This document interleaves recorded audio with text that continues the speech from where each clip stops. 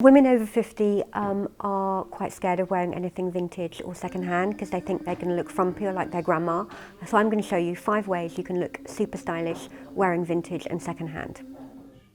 It's all about pattern, so don't go for bland and neutral, go for something that's got a bit of a vibrant pattern to it. You can mix them up. Just because they are different patterns, it doesn't mean that you can't wear them together. So it doesn't matter that they clash. As long as you've got the same tone of colour running through each piece, it will work. Fashion and trends, designers draw from the past every single day with their collections, so you can get what is on trend from second hand. You can go with the original inspiration rather than going for a high street copy, so don't be afraid to shop second hand for your on trend looks. Colour. Normally older ladies will go for black or safe neutrals, but if you actually wear a pop of colour, it's actually going to brighten your face and make your complexion look a lot younger and fresher.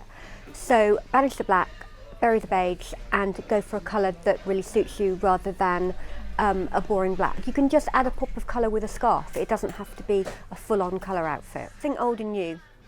One way to make vintage work is to not go for the full-on vintage look. So don't do a total era-based or recreate a total look from one period, but to mix what vintage pieces with a new bag or a new pair of shoes or quality. One thing you will get with vintage is a quality of fabric and the cut.